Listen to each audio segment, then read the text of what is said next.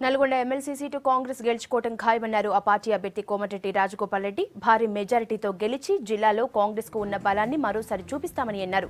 ఇతర పార్టీ నేతలను మభ్యపెట్టే పనిని టీఆర్ఎస్ మానుకోవాలని అన్నారు. ఎంపీ గుత్తా సుఖేందర్ రెడ్డి ఇంటి నుంచి నాయకులు, కార్యకర్తలతో కలిసి భారీ ర్యాలీగా వెళ్లిన కోమటిరెడ్డి నామినేషన్ దాఖలు చేశారు.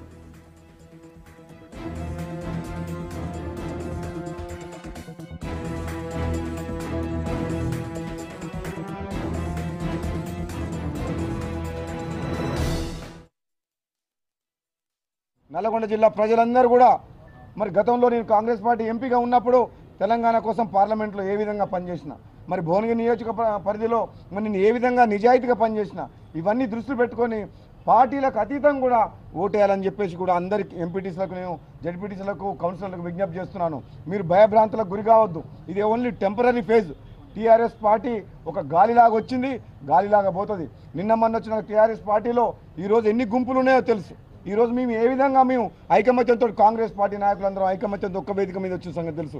ఈరోజు టీఆర్ఎస్ పార్టీలో కేవలం అధికారం ఉందని చెప్పేసి టీఆర్ఎస్ పార్టీలని, పోలీస్ స్టేషన్లు అన్నింటినీ టీఆర్ఎస్ పార్టీ ఆఫీసులుగా మార్చేసి బెదిరించి కేసులు పెడతామని చెప్పేసి ఎంపీటీసీలని మరి జైళ్ళలో పెడుతున్నారు.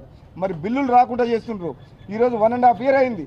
ఎంపీటీసీల పాత్ర ఏంది అని అడిగితే కనీసం మన గ్రామజ్యోతి కార్యక్రమంలో ఎంపీటీసీలకు ఒక్క దగ్గర కూడా ప్రాతినిధ్యం కల్పించకపోవడం అంటే